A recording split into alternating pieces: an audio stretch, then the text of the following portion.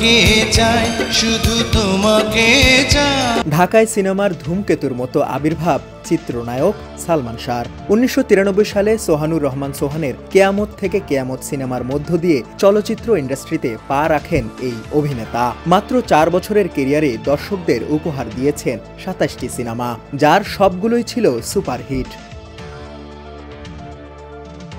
সালমান নেই এই সত্য এখনও বিশ্বাস করতে পারছে না তার ভক্ত ও শুভাকাঙ্ক্ষীরা।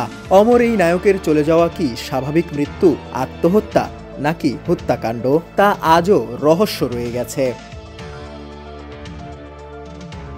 তবে ক্ষণজন্মা এই নায়কের পরিবার মনে করে এটি স্বাভাবিক কোনো মৃত্যু ছিল না, পরিকল্পিতভাবে হত্যা করা হয়েছে সালমান শাহকে।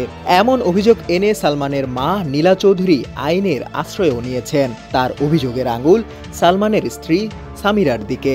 শুধু তাই নয়, সামিরাকে করা হয়েছে মামলার 1 নম্বর আসামিও।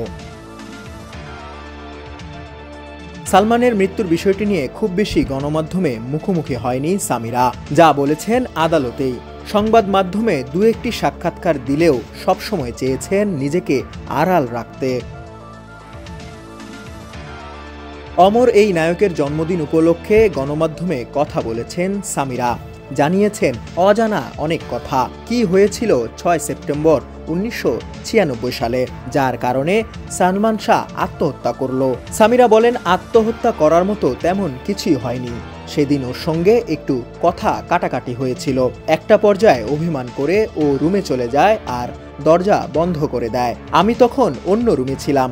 এর মধ্যেই সবকিছু ঘটে যায়। আমার চিৎকার শুনে ফ্ল্যাটের লোকজন ছুটে আসে। খবর পেয়ে ইমনের মাও ছুটে আসে।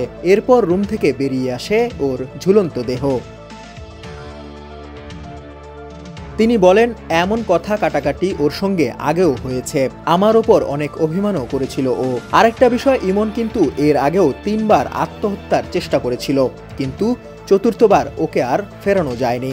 আপনারা যদি খোঁজ নেন তাহলে সেটি জানতে পারবেন। কী কারণে 3 বার আত্মহত্যা করতে চেয়েছিলেন জানতে চাইলে সামিরা বলেন, কেন সেটি আমার সঠিক জানা নেই, তবে 3 বারই ছিল আমার বিয়ের আগে।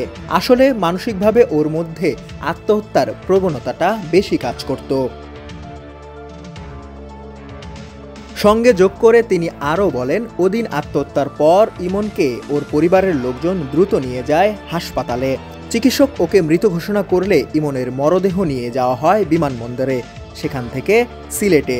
ওর শেষ মুখটাও আমাকে দেখতে দেওয়া হয়নি।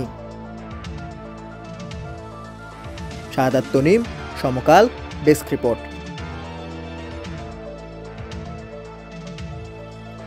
আমি মরে গেলেও এমন কিছুই করতে পারবো না।